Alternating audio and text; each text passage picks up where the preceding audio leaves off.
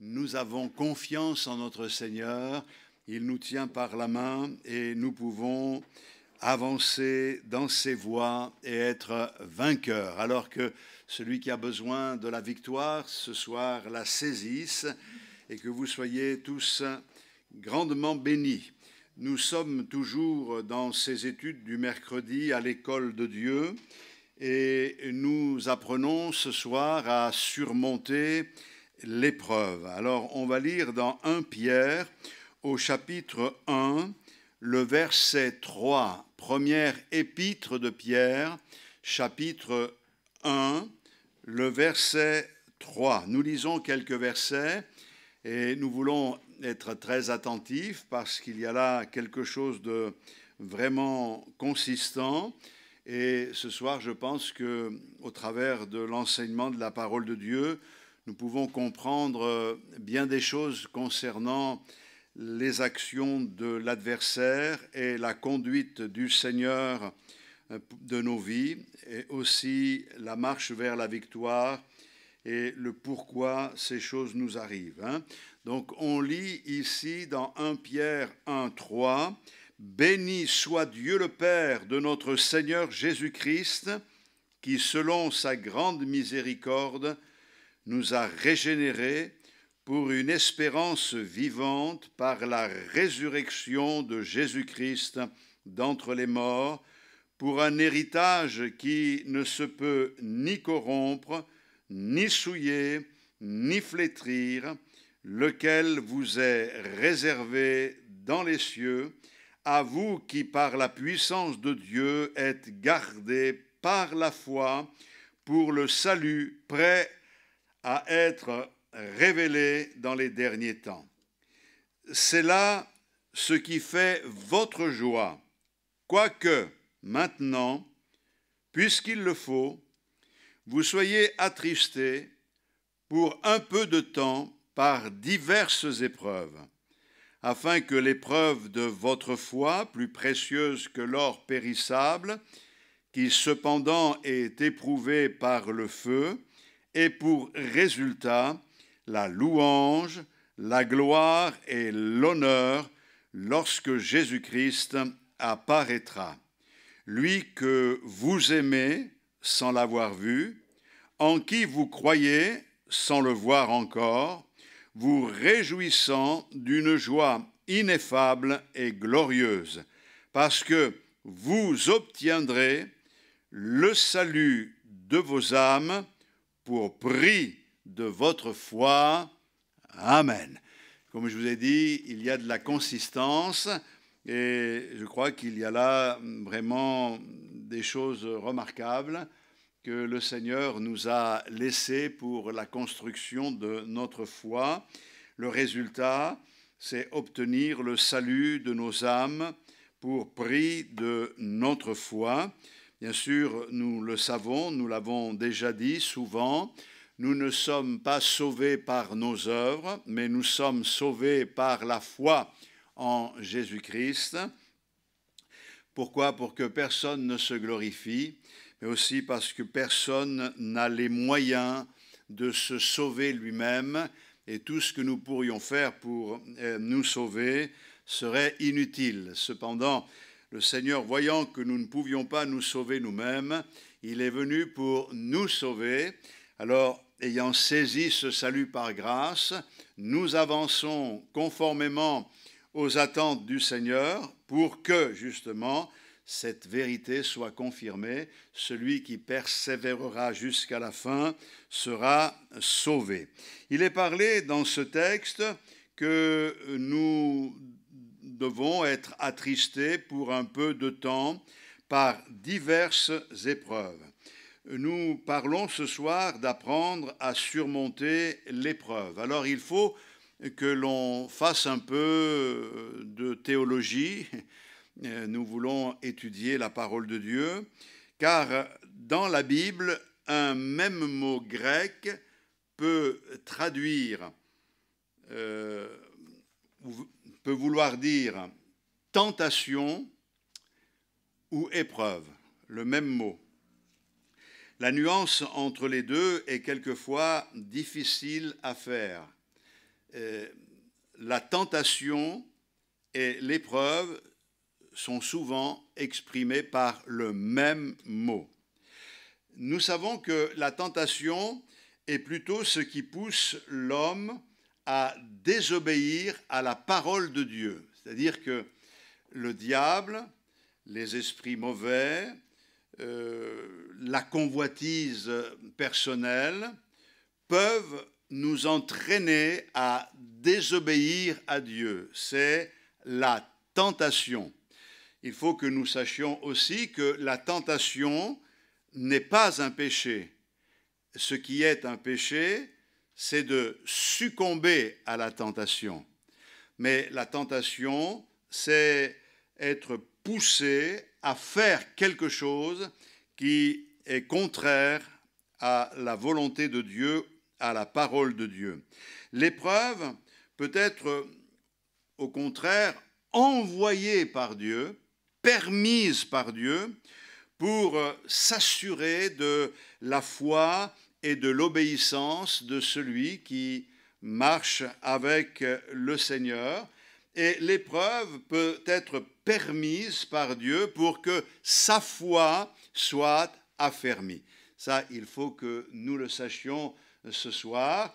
Il y a bien sûr une distinction entre être tenté et être éprouvé, mais dans la Bible, quelquefois, c'est le même mot qui revient. Pour certains textes, on peut hésiter entre les deux sens. Par exemple, quand dans l'évangile de Matthieu, au chapitre 6 et le verset 13, le Seigneur nous parle de ce qu'est la prière, il dit que dans la prière du Notre Père, ce n'est pas une prière qui a été donnée pour qu'on la récite par cœur. Bien sûr, si vous la connaissez par cœur et si vous la récitez, c'est pas mal, puisque vous récitez la Bible. C'est quand on récite un texte de la Bible, c'est pas une mauvaise chose. Mais il faut, quand on utilise des textes de la parole de Dieu, il faut en comprendre le sens. Par exemple, quand il est dit « Notre Père qui es aux cieux », on sait que Dieu est au ciel et que nous sommes sur la terre. Ceux qui s'adressent à Dieu, et la prière leur est réservée, ce sont ceux qui peuvent appeler Dieu Père. Vous allez me dire, nous sommes tous des enfants de Dieu. Non, ne sont enfants de Dieu que ceux qui ont reçu la lumière, car recevant la lumière Jésus dans leur cœur, cette lumière leur a donné le pouvoir de devenir enfants de Dieu. Nous sommes tous des créatures de Dieu, mais nous ne sommes pas tous enfants de Dieu. Pour être enfant de Dieu, il faut avoir fait l'expérience de la nouvelle naissance, avoir donné son cœur au Seigneur, et c'est ce qui nous amène ensuite à nous engager dans les eaux du baptême et à confesser le grand nom du Seigneur Jésus-Christ comme celui de notre Sauveur. Et puis, au verset 13 de cet évangile de Matthieu, chapitre 6, verset 13, donc, quand le Seigneur enseigne la prière, Notre Père qui es aux cieux, que ton nom soit sanctifié, il dit, entre autres, « Ne nous induis pas en tentation, mais délivre-nous du malin, car c'est à toi qu'appartiennent dans tous les siècles le règne, la puissance, la gloire. Amen. » Ne nous induis pas en tentation. Ici, le mot tentation peut exprimer la tentation qui vient de la part de l'adversaire, qui vient de la convoitise de notre chair, mais peut aussi parler des différentes épreuves dans lesquelles nous pouvons nous trouver, car l'épreuve peut être une source de tentation, et je pense que les textes sont suffisamment clairs pour que nous le comprenions. Dans 1 Corinthiens, au chapitre 10, le verset 13, 1 Corinthiens 10, 13, voici ce que l'apôtre Paul écrit aux Corinthiens. « Aucune tentation ne vous est survenue qui n'ait été humaine, et Dieu qui est fidèle ne permettra pas que vous soyez tentés au-delà de vos forces, mais avec la tentation, il préparera aussi le moyen d'en sortir, afin que vous puissiez la supporter. Et là, le mot tentation, c'est un mot qui peut être compris comme les circonstances difficiles de la vie et qui sont des sources de tentation. Et le Seigneur nous dit, puissiez-vous vous maintenir dans la foi quand vous traversez l'épreuve, et faites-moi confiance, dit le Seigneur, j'ai prévu la sortie, ne vous inquiétez pas. Et je voudrais vous dire, mes frères et sœurs, ce soir, que si vous êtes dans une période difficile, cette période difficile ne durera pas l'éternité. Cependant, la félicité que nous avons dans le Seigneur durera pour l'éternité, au siècle des siècles. Alors, apprenons à faire confiance au Seigneur. Heureusement que nous avons ces promesses, parce qu'il y a des situations que nous vivons, et les cantiques qui étaient chantés ce soir, eh bien, nous ont fait du bien. Les situations que l'on traverse sont quelquefois des tempêtes qui nous paraissent intraversables. On se dit, mais c'est pas possible, on n'y arrivera pas, on s'en sortira pas. Mais béni soit le Seigneur, il est là pour nous rassurer. N'ayez pas peur, je suis là, faites-moi confiance. Et comme cela, on prend des forces et on sait qu'à un moment donné, le Seigneur interviendra. Un autre terme exprime aussi l'action d'éprouver dans le sens de soumettre à l'épreuve. On peut lire par exemple dans 2 Corinthiens au chapitre 2, le verset 9. Car je vous ai écrit aussi dans le but de connaître, en vous mettant à l'épreuve, si vous êtes obéissants en toutes choses, etc.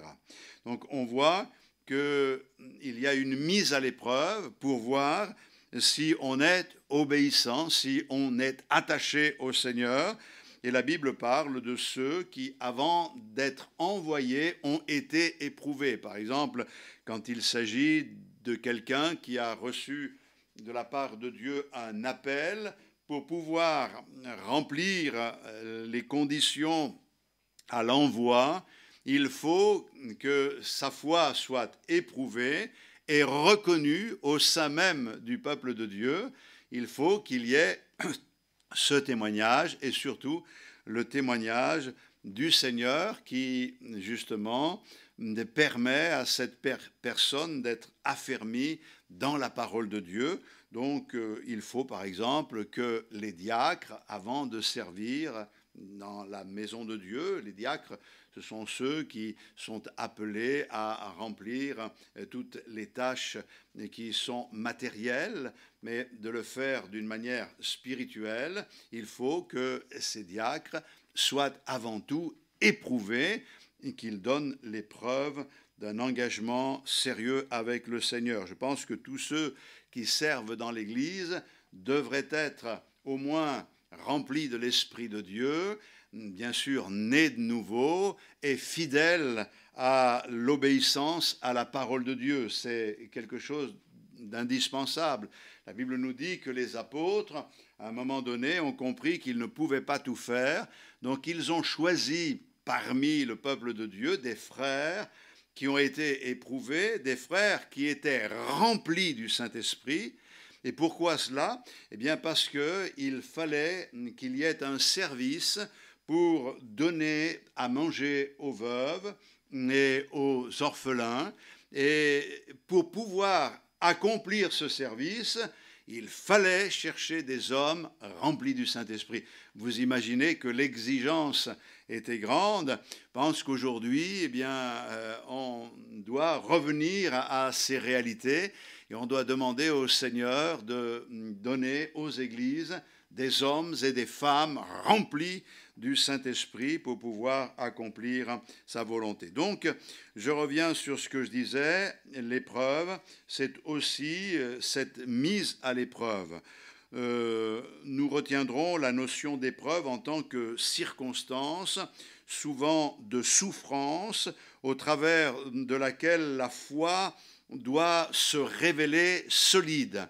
Et la foi, ce n'est pas un peu de pommade que le Seigneur nous passe pour qu'on soit content, pour qu'on ait un petit soulagement. La foi, c'est quelque chose de solide. On s'accroche au Seigneur.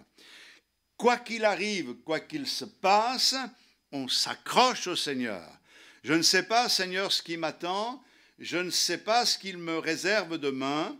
Je ne sais pas si je serai relevé ou pas, guéri ou pas. Je me mets à la place de quelqu'un de malade ou d'autres situations. Je sais une chose, c'est que quoi qu'il arrive, je continuerai à t'aimer. Je ne t'aime pas parce que tu me bénis, je t'aime pour ce que tu es, Seigneur, et je suis attaché à toi. Je pense que dans ce cas précis, la souffrance engendre des tentations. Par exemple, quand on lit dans Hébreux, au chapitre 4,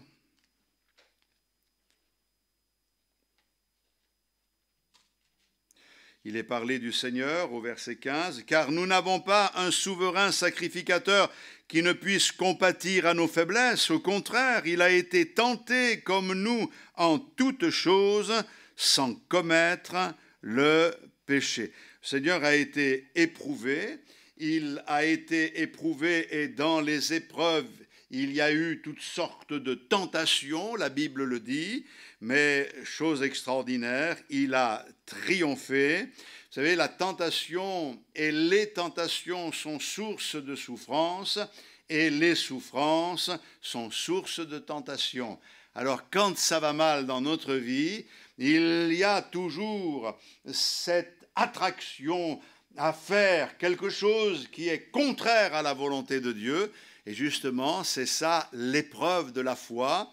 Nous devons démontrer notre attachement au Seigneur.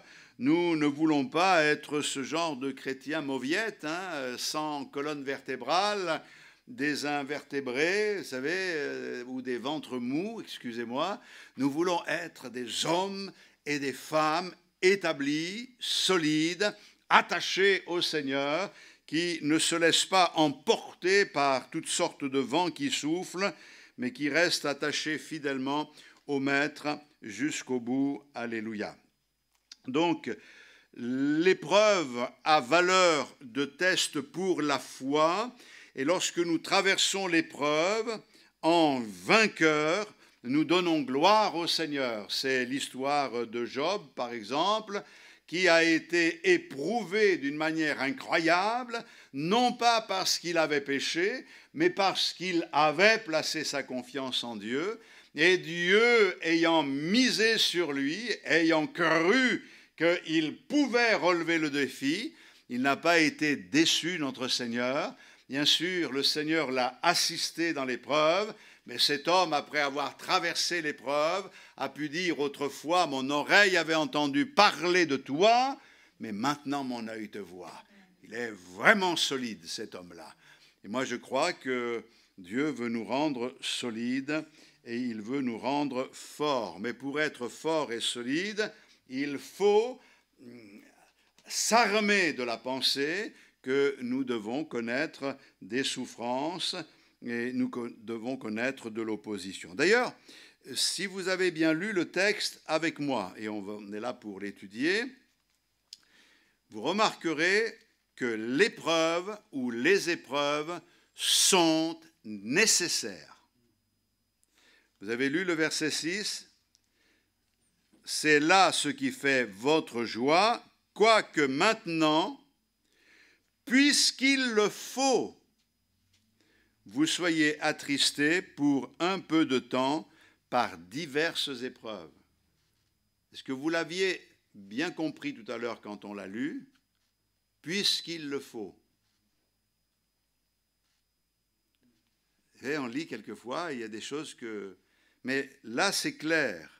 Ça évoque une nécessité et ça demande pas, comment dire, une attitude de résignation, mais au contraire, une attitude de soumission.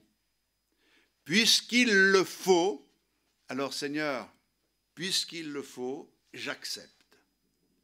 Je crois que les chrétiens doivent être avertis. Le Seigneur Jésus n'a jamais prêché un évangile à l'eau de rose. Il n'a jamais dit « Venez à moi et tout sera facile. Venez à moi et tout sera simple. Venez à moi et vous verrez, la vie sera tellement simple que c'est un peu comme quand vous arrivez dans un grand magasin, les portes au moment où vous arrivez s'ouvrent toutes seules. Vous voulez monter à l'étage, vous n'avez qu'à mettre les pieds sur l'escalator et il vous amène jusqu'en haut. Vous verrez, dit le Seigneur, que la vie, ça ne sera pas ça. Vous aurez des tribulations, vous aurez des combats, vous connaîtrez l'opposition. Mais prenez courage, j'ai vaincu le monde. Je suis avec vous tous les jours, jusqu'à la fin du monde. Alléluia. Donc, l'épreuve ou les épreuves sont nécessaires aux croyants et nous devons accepter ce fait avec soumission. Et je pense que ça, c'est très important. Cette nécessité n'est pas toujours perçue tout de suite. C'est vrai qu'on ne le comprend pas toujours facilement. Il arrive souvent que l'on se rende compte qu'après coup, que l'épreuve était nécessaire dans notre vie. C'est ce que l'auteur de l'Épître aux Hébreux dit au chapitre 12 et au verset 11. Écoutez bien ce verset. Tout châtiment, donc châtier ici, ça veut dire éduquer. Tout châtiment dans le but d'éduquer semble d'abord un sujet de tristesse et non de joie. Mais il produit plus tard, pour ceux qui ont été ainsi exercés, un fruit paisible de justice. Alléluia. Au départ, ce n'est pas un sujet de joie.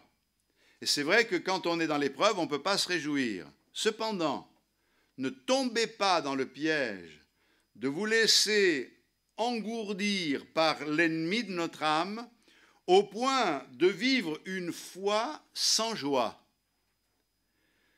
et de vivre une foi sans rayonnement. Je peux vous dire une chose, si la vie avec le Seigneur était une vie de tristesse, eh bien, le Seigneur nous l'aurait dit. Mais il veut que sa joie soit en nous et que notre joie soit parfaite. Mes frères, comment faire avec toutes les épreuves qu'il y a et tout ce qui se passe dans ce monde? Eh bien, il y a une victoire à remporter dans la foi qui nous permet de continuer à nous réjouir quand tout va mal et qui nous permet de confesser la victoire du Seigneur avant même de la voir arriver, car la foi, c'est une ferme assurance des choses qu'on espère et c'est la démonstration de celles qu'on ne voit pas. Alléluia. Donc, cette nécessité, elle est présente dans notre vie, cependant, elle ne concerne pas les situations difficiles dans lesquelles les croyants pourraient se placer eux-mêmes. C'est-à-dire qu'il y a des épreuves qui sont permises par Dieu et il y a des épreuves que nous allons chercher. Ce n'est pas la même chose. Même si Dieu peut faire concourir au bien toutes ces choses, car c'est ce que dit l'apôtre Paul dans les Romains au chapitre 8, le verset 28. Il faut que nous admettions qu'une épreuve qui est la conséquence d'imprudence, de désobéissance ou d'absence de consultation du Seigneur n'est pas classée parmi les épreuves desquelles on peut dire au premier degré qu'il faut qu'elles arrivent. Parce qu'elles arrivent parce qu'on est allé les chercher. On s'est taillé des bâtons pour se faire battre. Et ça, c'est quelque chose que nous devons savoir. Il y a des épreuves dans notre vie qui ne sont pas permises par Dieu, mais parce qu'on n'a pas écouté, parce qu'on n'a pas fait ce que Dieu voulait, parce qu'on a désobéi ou parce qu'on a agi avec légèreté, on se trouve dans l'épreuve. Heureusement, quand on le réalise et qu'on vient au Seigneur de tout son cœur, il peut changer le mal en bien. Alors, les raisons qui rendent les épreuves nécessaires, c'est qu'il faut que la foi soit purifiée. Vous savez, la valeur de la foi est supérieure à la valeur de l'or. Vous savez qu'aujourd'hui, l'or n'a jamais été aussi haut.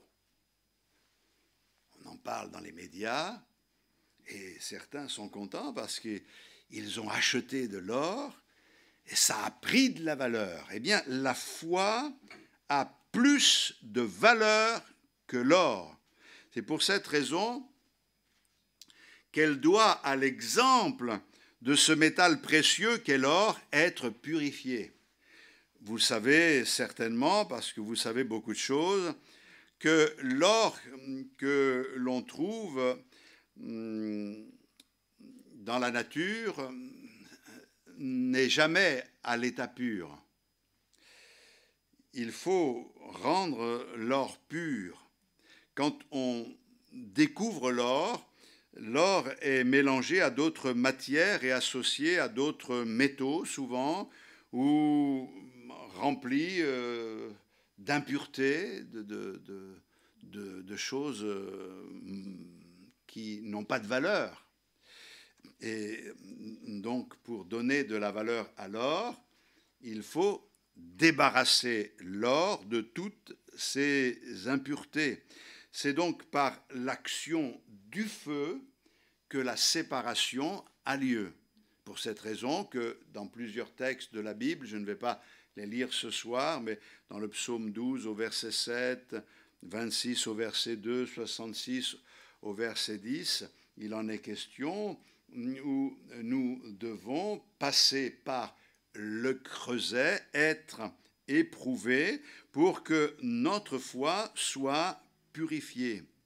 La foi se trouve souvent associée à des éléments étrangers, à des résidus de conception d'autrefois. Vous savez, quand on se convertit, on a quand même une certaine connaissance. On a aussi les traditions. Alors, il y a les traditions de tel peuple, il y a les traditions de tel autre peuple. Et quelquefois, notre foi n'est pas pure parce qu'elle est mélangée à ces résidus de raisonnement, de tradition, de fausses conceptions qui se mélangent dans notre esprit. Vous comprenez bien que si la foi devait être mélangée à des traditions humaines, ça poserait un problème, puisque la Bible dit qu'il n'y a qu'une seule foi. Et pourtant, on voit que certains se revendiquent de certaines attitudes, de certains comportements qui, en réalité, sont le résultat d'une éducation due au peuple duquel ils émanent, mais non pas de la parole de Dieu. La foi véritable, c'est celle qui nous rassemble sur le même pied d'égalité. Ça veut dire que, quelle que soit notre culture, en acceptant le Seigneur dans notre cœur, en le laissant œuvrer dans notre vie, en lui permettant de purifier notre foi, nous arrivons au même niveau, à la même compréhension. C'est pour cette raison que nous avons des frères et sœurs partout. Et personnellement, je pense que l'Église est universelle et que dans l'Église, il y a toutes sortes de nations, toutes sortes d'ethnies. Et ensemble, nous pouvons adorer de la même manière et servir de la même manière le Dieu de gloire. Alléluia. Vous savez, quelquefois, la foi, elle est mêlée de l'enthousiasme charnel, des pensées, des raisonnements, psychiques, des restes d'incrédulité. Tu connais la Bible, moi je la connais par cœur. La Bible dit qu'un tien vaut mieux que deux tu l'auras, mais ça c'est pas écrit dans la Bible.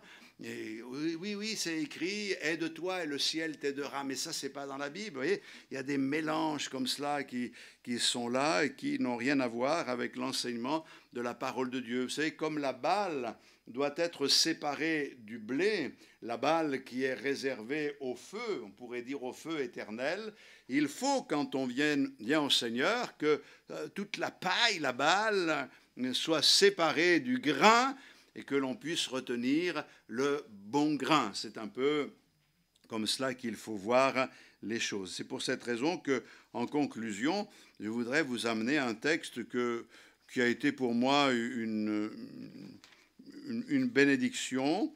C'est dans Malachie,